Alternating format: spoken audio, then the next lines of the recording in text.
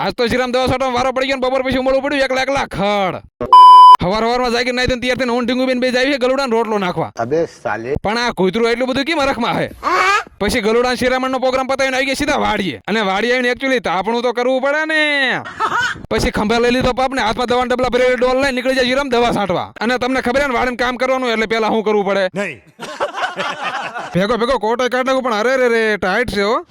પછી ઝડપથી જીરામ 15 પગ દવા હાટમ બાકી કે બોલાવી દઈને પાછો ખંભા બાપ લઈને ગાડી લઈને નીકળી જાય ઘરે જવા. આવી ગયા ઘરે ઘરે તો ઢીંગુ બેન વાહડે પાણી પાય છે. બપોર પછી પાછા આવી ગયા વાડે ને કાંઈ કામકાજ નથી એટલે ટેટીમાં ઉંબળવાનું હે ખડ. આ ટેટીમાં મોટું ખડ હે ને તો મેં થોડુંક લઈ લઉં. બીજું કઈ એવું ખાસ કામ નથી ને એટલે હું ખડ ઉમળતો તો બાપુ આવી ટેટી ફરતા થોડી દોરી બાંધવા. પછી મેન બાપુ બે ટેટી થોડોક આંટો મારી લીધો ને બાપુ પાછા આવી જાય ઘરે.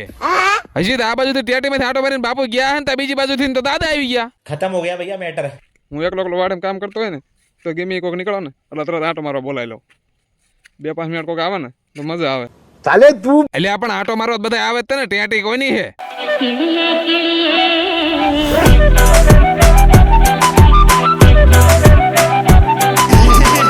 સાંજ પડવા આવી એટલે ખડ ઉમડે ઠાકી રહ્યો ને હવે જાવ ઘરે. હજી આમ તમે જોવો જ ખરા હજી માણસો આંટો મારવા આવે બોલો. હવે ત્રીજી વાર એમ બે ભાઈઓ ટેટીમાં આંટો મારી લીધો ને હવે જાવ ઘરે. આજનો વ્લોગ અહીંયા જ પૂરો. Okay tata bye bye.